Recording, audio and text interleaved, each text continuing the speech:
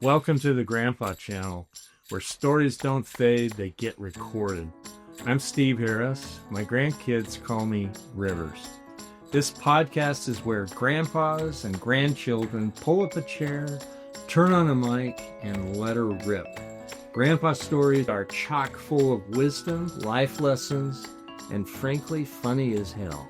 Your stories are the magic elixir to help your grandkids navigate Mr. Toad's wild ride, aka life. Let's Grandpa. Welcome to the Grandpa channel. We have a fabulous guest here, my good friend, our family's good friend, Ann Meads. Ann, just want you to know, is on our Family Hall of Fame. Her picture hangs proudly at the top of the stairs. No, not really. But she's on it. She's on it. I just want, I keep telling her to remind her. No, we take it off when you leave. Oh, gosh, that's a good idea. Anyway, we want to welcome you here and hope that we have a fun discussion talking about grandpas and all sorts of things. I believe that Leanne is our first grandma and hope that this is not going to be a traumatic experience for her. Is there PTSD counseling after? We'll get Abby to help with their life. Okay, great. Good. I like that. So kind of tell us a little bit. Every person is unique. I know that it's almost cliche, but what I've found is that when I interview people that I had no idea, all of a sudden, boom, you just see them in a different light. And I think that goes for grandpas too. There are all sorts of grandpas. My kids would tell you that I'm a decent grandpa, but I have work to do. I can be better, and I want to be better. And that's the reason why we set up the Grandpa channel. And so we want to learn from each other. Tell us a little bit about you and your bona fides. How many grandkids do you have? We have 14. Well, and I have one not producing yet. We're working we'll get on it.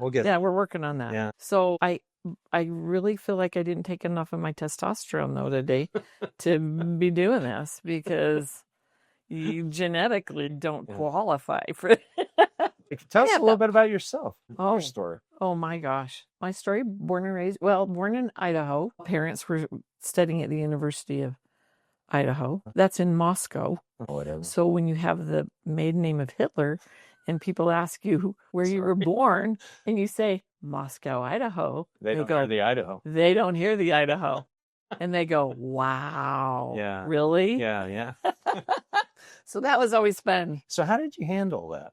Well, I think that's part of what's made me who I am. Yeah. Is because I had to develop a sense of humor. Yeah.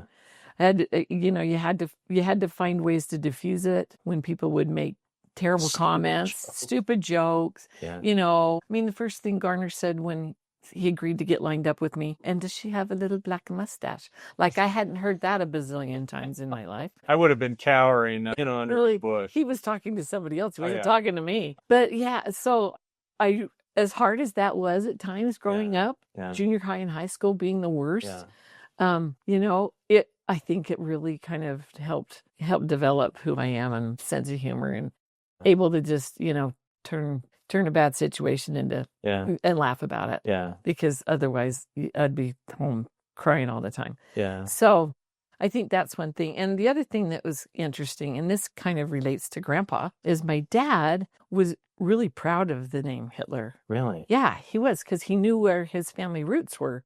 And they had fought in the Revolutionary War, and then they homesteaded in Ohio and owned a lot of property in Ohio. We have our own cemetery.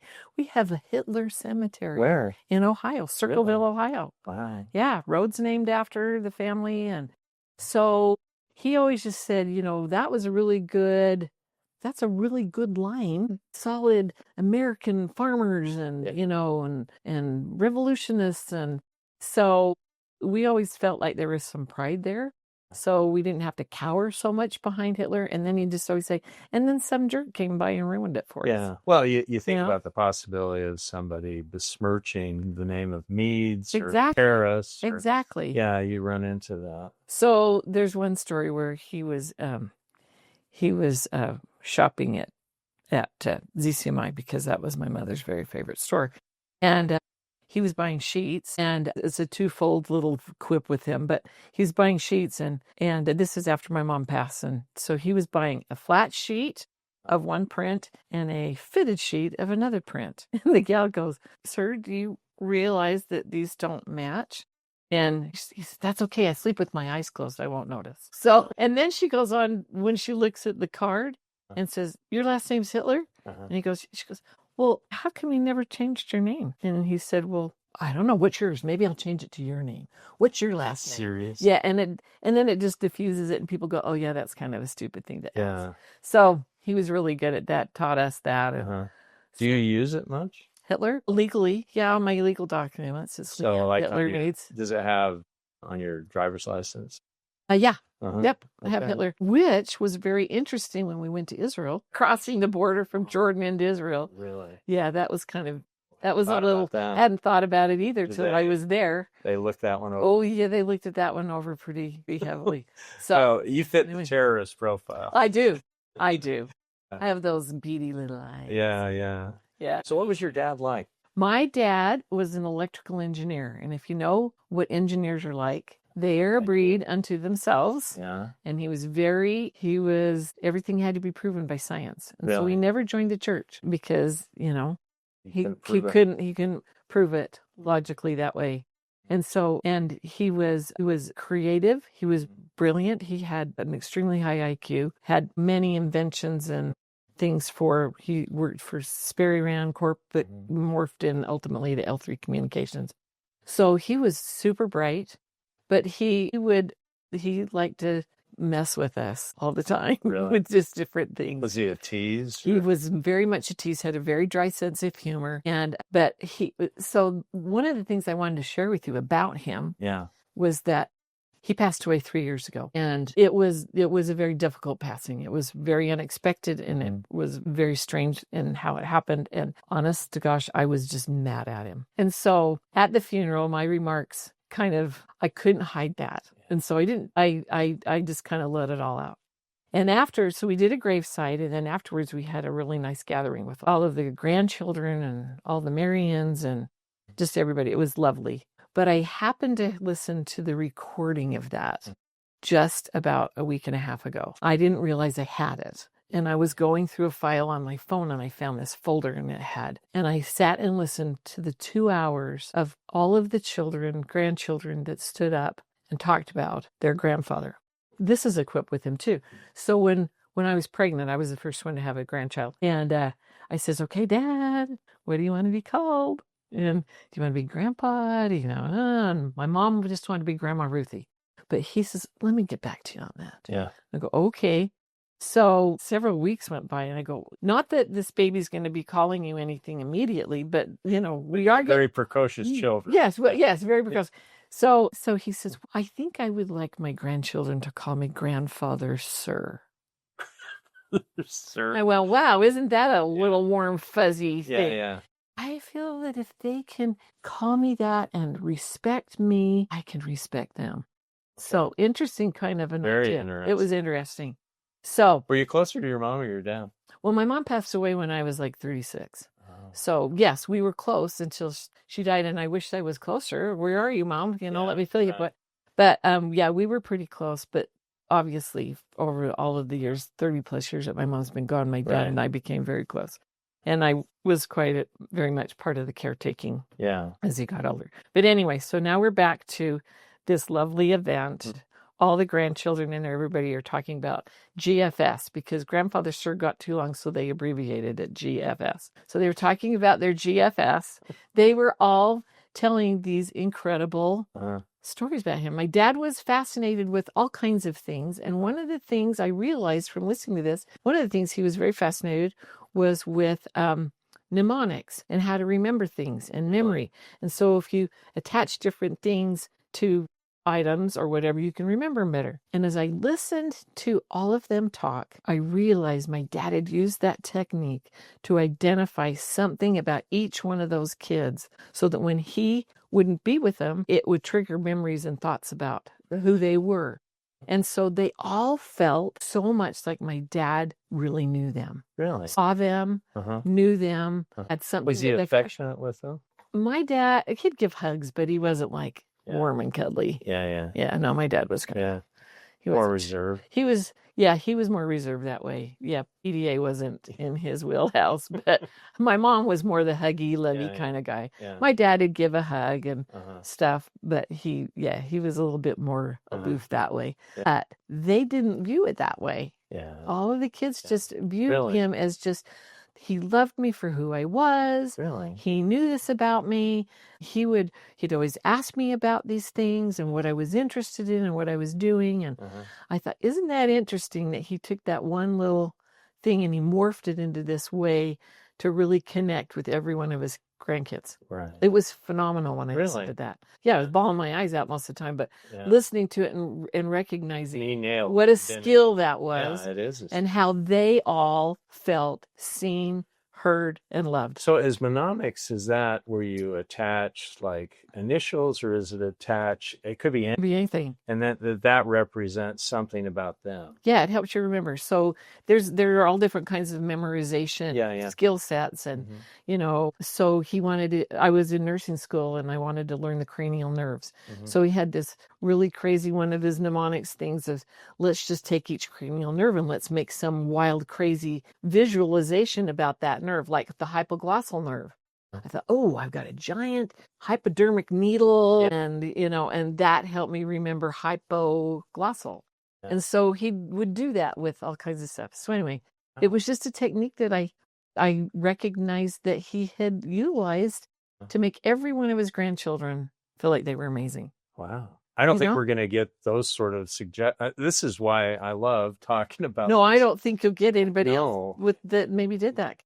But it was his thing. It was his thing. It was so cool. But apparently it was very successful with the grandkids. Yes, the grandkids were just, they loved it. It was amazing. Did they? So that's your dad. Did you know your grandfather? So his father, I did not know well. My grandfather was 60 plus when my dad was he 60 plus? I think he was, no, I take that back. He wasn't 60. He was like 55 when my dad was born. And so he died when I was 7. And he had a stroke and diabetes, and we didn't see him very often. Did he live back in Ohio? He lived in Pocatello. Oh, okay. He was a conductor on the railroad. And so he did, however, I remember sitting with he and my aunt and uncle, and they taught me how to play poker. Really? Yeah. So there's my connection with my grandfather. There you go. Taught me how to play poker when I was like 6. On your mom's side, did you know my grandfather and I were really close. So tell me about him. So in his later years, he had been in the trailer company, like utility trailers, and England trucking kind of. He did that. But so once he retired, they moved from Boise, Idaho, down to Salt Lake, and he and I became pretty close, and we would golf. Really? We golfed together all the time, and we would golf with my uncle. We would golf with other business people, and he allowed me to come. And wow, and that's a high compliment. And it didn't embarrass him, really, because I was a terrible golfer, but he still let me come. You probably kept them laughing. He bought my first set of golf clubs. Did he? Yeah, he did. Wonderful. Yeah, so we had that fun connection. Yeah. He golfed until about 3 weeks before he died at 95. Holy cow. Yeah, he was pretty. That's pretty crazy. Yeah, he was pretty crazy. He was pretty. What was his personality like? My grandmother was the dominant one, and so he would kind of sit back. He was kind of quiet, and had this funny kind of snorty laugh. It was kind of a thing that he would do.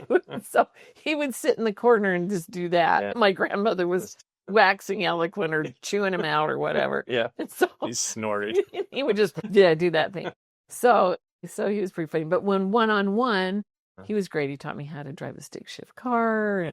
So we had some... Without killing you? Without killing me. Or me killing him. Right. Yeah. So okay, so I'm going to have you put you on a perch overlooking this vast audience of over 100 people. We're moving forward. We want to have 1 million. Okay, this is your platform. What advice would you give as a grandma to other grandpas and also to kids that are, have kids and they're getting older? And I don't know about you, but we've talked about this, that boom, time just goes by so fast. And all of a sudden you're grand. Oh my gosh. What kind of lessons did you learn from your dad, your, you your mom's father. Yeah. I mean, what kind of wax eloquent for us here? What do you think? Well, I think the thing that Garner and I've tried to do, one thing, Garner always wanted to do Gramp Camp. Once the grandkids got old enough, he wanted to start doing Gramp Camp. So we do Gramp Camp. So describe Gramp Camp. So we just steal the kids for a day or two, not with parents, and as old as we're getting, try to manage all of them, which is pretty interesting. Yeah, it's herding cats.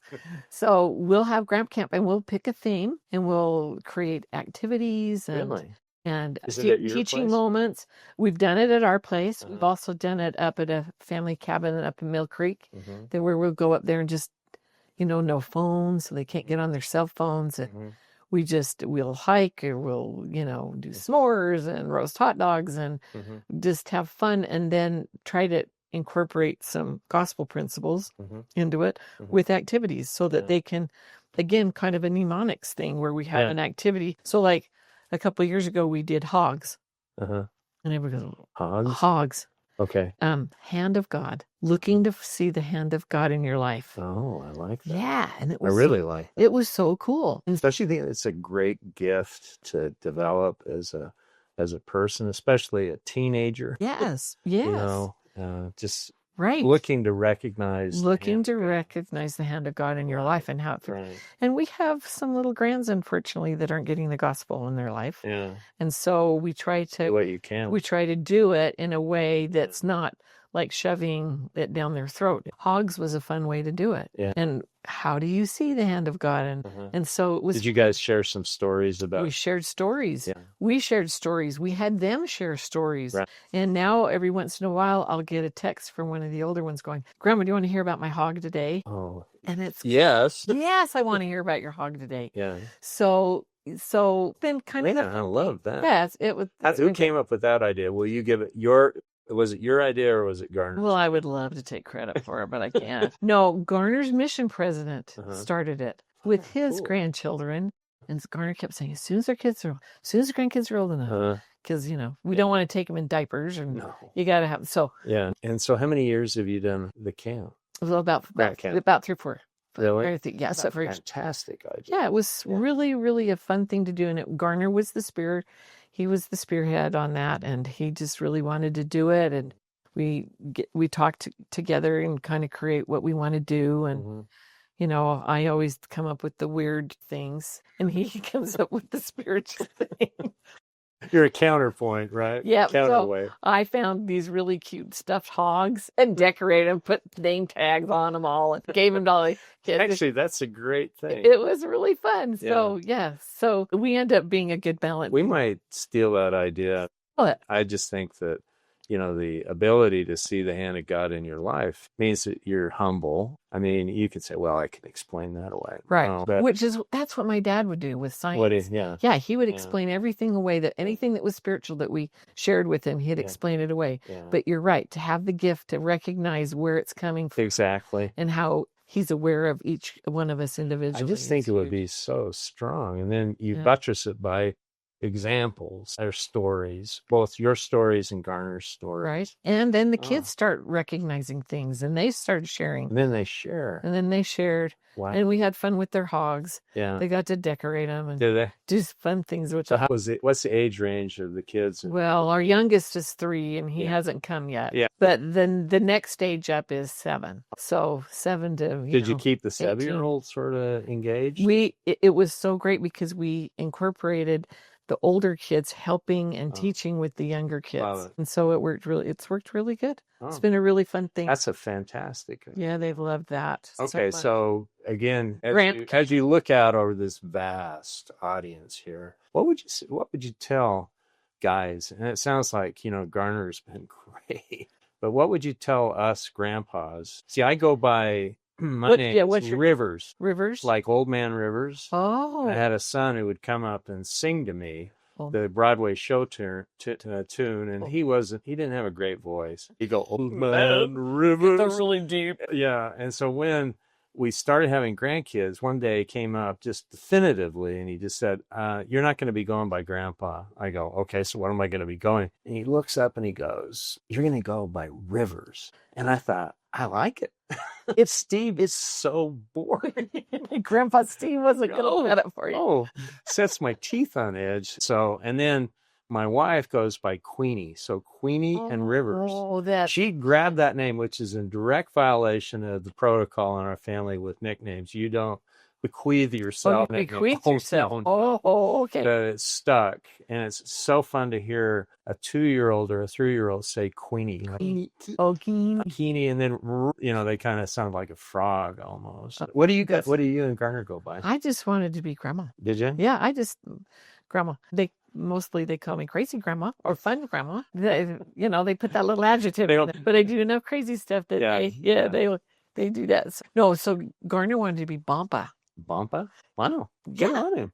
For sure. Yeah. I just still have a hard time calling him Bampa, so it slips in Grandpa all the time. And he goes, who's Grandpa? Yeah. I'm Bampa. I go, okay, you be Bampa.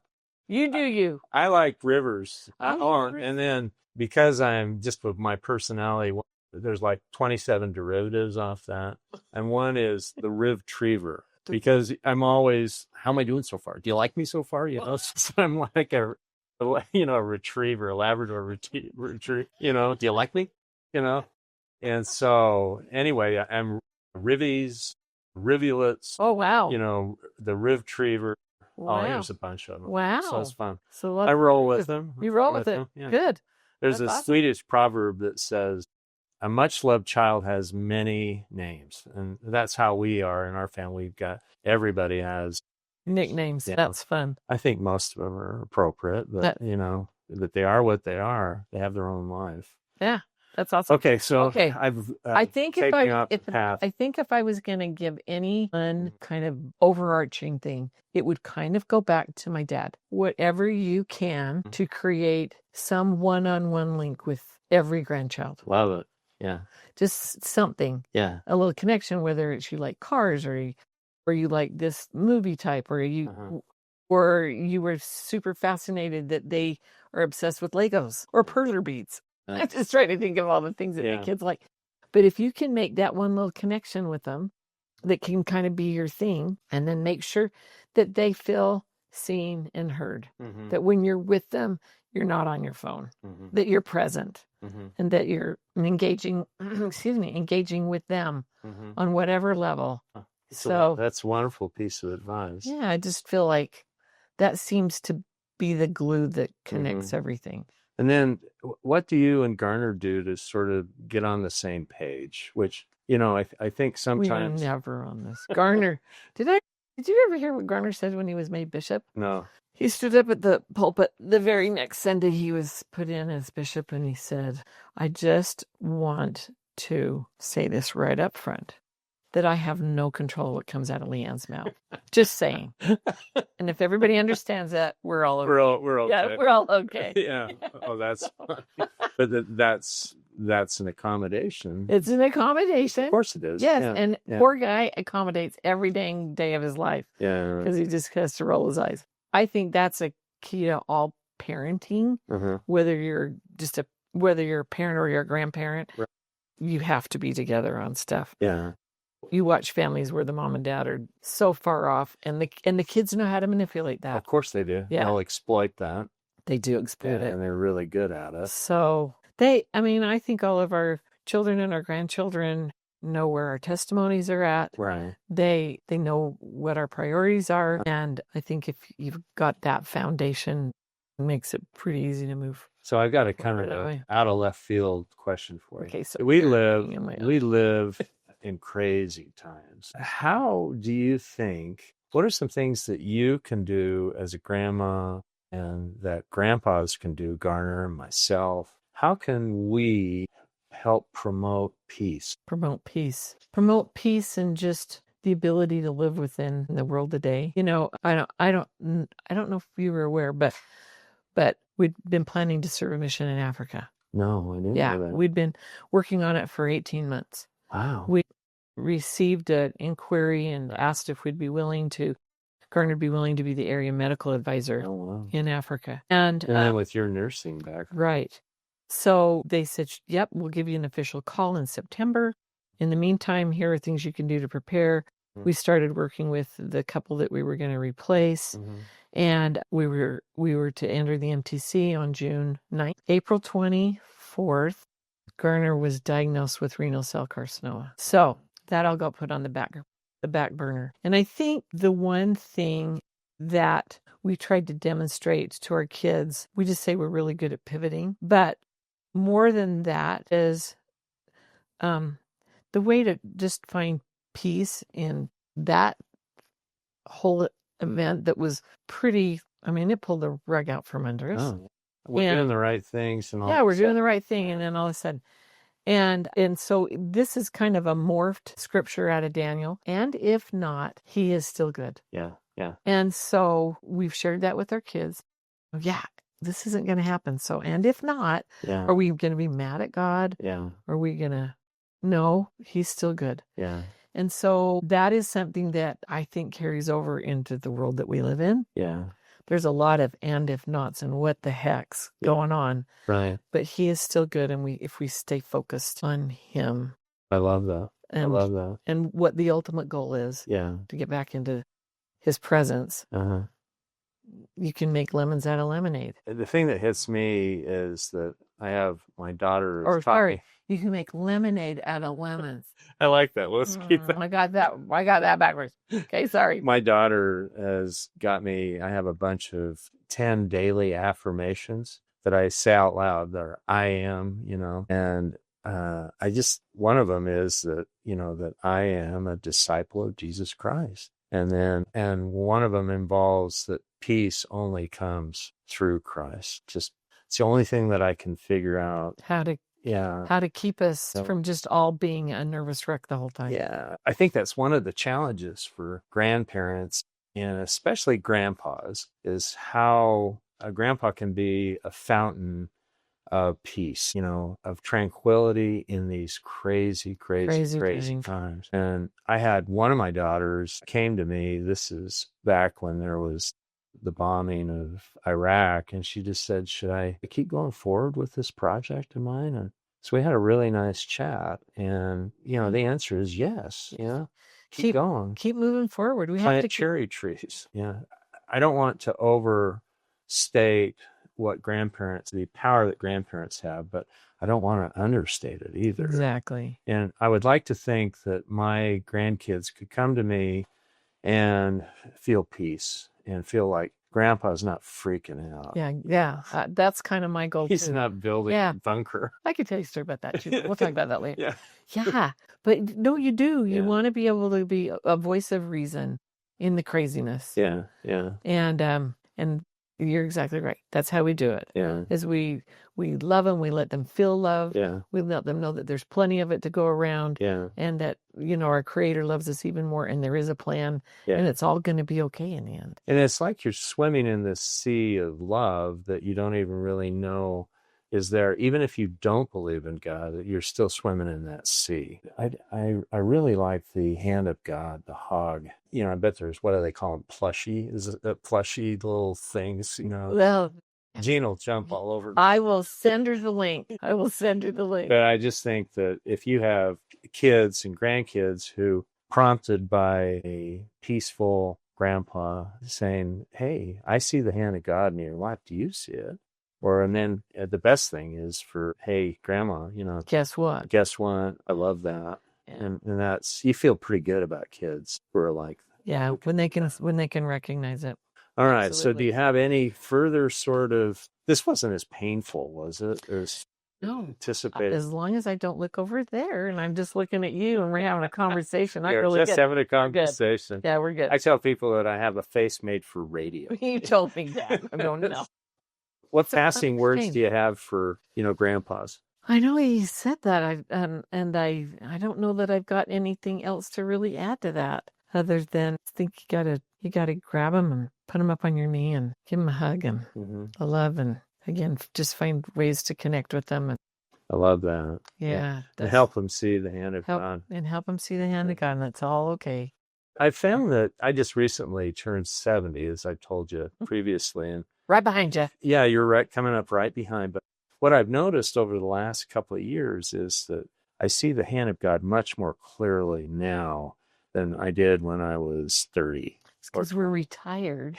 We have a lot of time on We our can have a hands. lot of time on our hands, and we can reflect. Exactly. We can notice. Yeah. There's some truth to that. But I think that there's peace that comes through that we could try to transmit and communicate. Are you a storyteller with your grandkids, by the way? A storyteller, yes, I am. I usually find either that or I sing songs. Really? Songs come to me in a situation, and Grandma's got another song. Breaking into a song. Like break into a song. And I do not have a good voice, man. which makes it doubly freaky for them.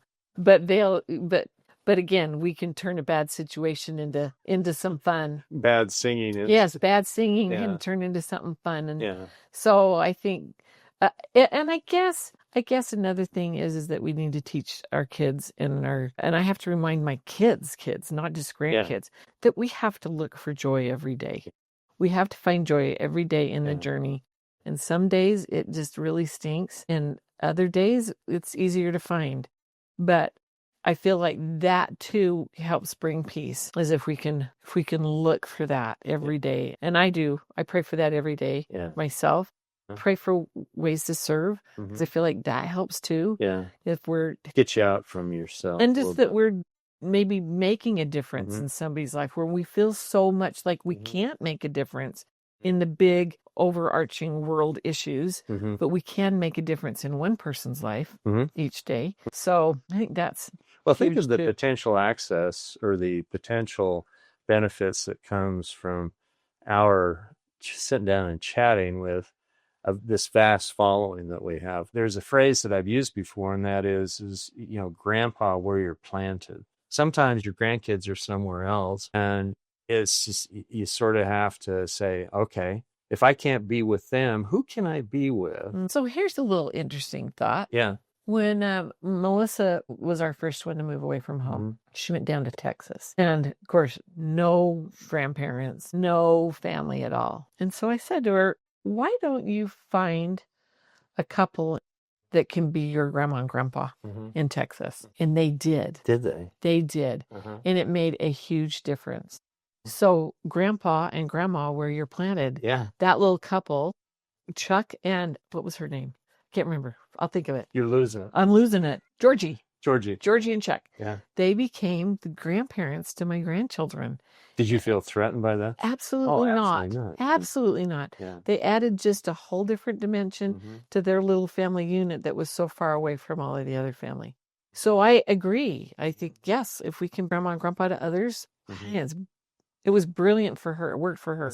That was a great idea. I think it was an inspired bit of counsel from you. It worked. Yeah. It worked and helped and created lasting relationships. I think that's also true with people in your neighborhood, just kind of getting out from underneath yourself and all your baggage and all that sort of stuff. It's hard to get out of your head. Baggage. What are you talking about? But you're right. Yeah. Should have quit worrying about it. Yeah. Well, I just think that there's tons of things that you and me and Garner and my wife, and we can bless people's lives. And I also think that if we're actively looking for stuff, that all of a sudden we get blessed with people coming into our life. We do. There's no other explanation other than I'm supposed to help. I'm supposed to help them. Yeah. Yeah. Pass across for a much holier and sacred purpose that's not a coincidence. Wow. I did not know about the Africa thing. And so is that totally off the table? We're still in the process of getting that all sorted out. Yeah. So I don't know how it's going to look. I don't know how it's going to end up. But I don't believe it was a mistake. I think that there have been some things that have happened, some miracles along the way. And I feel like there have been some needs that had been unspoken with our children that was a relief to them that we weren't gone. And so I don't know at the end of the day what the treatment or what the outcome's going to be. And if not, he is good and he'll show me some other way that I can serve. And if it's not going someplace exotic, it doesn't matter. It doesn't matter. That's very cool. So we'll be okay either way. Well, I have been blessed by listening to Leanne. She was promising to really harass me during this interview. We're not. Really haven't. Oh. No, she's turning that off, and then I'll go. And then I'll go after it. Anyway, we want to thank Leanne for coming here, and I think giving us like 3 or 4 really crazy good ideas. Good. Yay. Yay. So 2 enthusiastic thumbs up. We'll the check's in the mail. Okay, good. And we'll have some. We'll send you some stuff. Some merch later when we get it. We're a classy place. We're starting small, but with people like Leanne in our corner, we're gonna knock it out of the ballpark. So that's it for today for the Grandpa Channel, and I'm gonna go take a nap. So that's what grandpas do. That's it for today's episode of the Grandpa Channel. Until next time, keep the mic hot, the memories fresh, and the jokes just slightly inappropriate. I'm out of here. I gotta go take a nap.